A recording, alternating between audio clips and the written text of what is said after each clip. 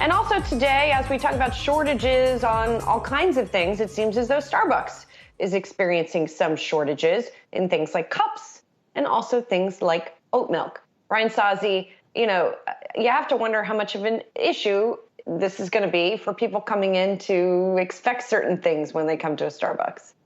Well, I have very simple advice for them. Go use regular milk. Where was oat milk 5 or 10 years ago? You could put regular milk in your coffee. It is okay, or just drink it black. Nonetheless, worth keeping in mind here is that Oatly supplies a good portion of the oat milk to Starbucks. Starbucks, according to a Wall Street Journal story this morning, has pulled back the availability of ordering the amazing oat milk via their app, which is really one of the key ways that ordering does take place at a Starbucks. I reached out to Oatly on to see what the issue was, when production might get back to normal. They did not return Yahoo Finance request for comment on that. But look, it's not just Starbucks. We had Academy Sports CEO Ken Hicks on yesterday. He told us they are $100 million short in terms of inventory versus where they would like to be, whether that is because of congestion at the ports, they can't find enough workers, and Nike and Under Armour can't make enough products because they're seeing strong demand. Whatever it is, there's shortages all over the place. Starbucks, other restaurant chains, retail, it's impacting everybody, Myles.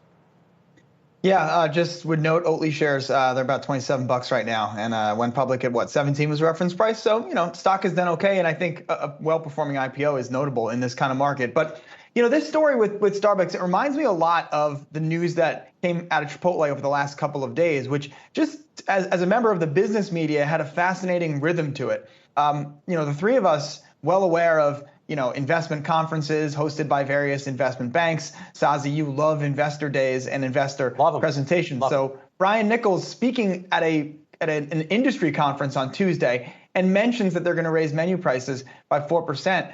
A day later, that's on the Today Show. And let me tell you, news that happens at industry conferences does not end up on the Today Show. So that story with a 4% increase in Chipotle menu prices, which is in response to an increase in their wages, which we have discussed at length on this program, and they are not the only fast food business that has been raising their wages to compete with this labor. It makes me think of how these weird under the radar-ish kind of economic dynamics are becoming mainstream. And I think this Starbucks shortage is another great example. Chipotle and Starbucks are two of the most ubiquitous consumer brands in today's economy. And to see them struggling with availability of labor, availability of ingredients, availability of containers for the drinks and the food that they're selling is a way that this shortage all across the economy has become mainstreamed. And if we go back to this morning's inflation data, guys, we've discussed how the Fed can explain to normal people why these pressures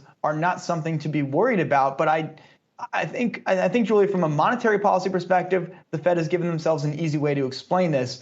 From a regular man on the street PR perspective, it's a challenging position for the Fed or any economic body to be in right now, because people know they can't get the drink they want at Starbucks, and they know they're paying more for the burrito. And people really notice that kind of stuff, even if the economic explanation can be, fairly simply, explained away, whatever.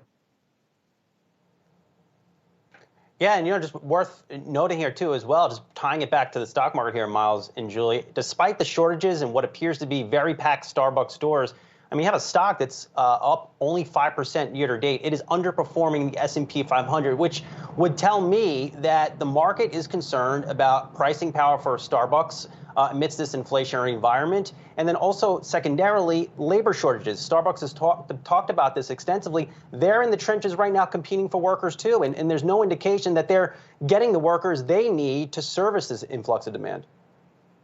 I have two thoughts. One is on what you were just saying, Myles, on price increases and how they have become so public. I think the Fed can sort of rely on the idea that these hit hard when they happen, and then people kind of forget about them, right? They get used to paying them, just as we will see these increases. If they're transitory, which the Fed believes they will be, then they won't keep going up. So that's kind of the bet there. My second takeaway is that Brian Sozzi has a lot of sympathy for multi-million-dollar George Sherman. But God forbid you want some oat milk in your coffee, man. Woo! All right, we're Julie. gonna take a break. Julie, I think Starbucks is going to see a higher corporate tax rate anyway under President Biden. I mean, whatever. Earnings going down. And maybe the prices will go up more because of that. Who knows?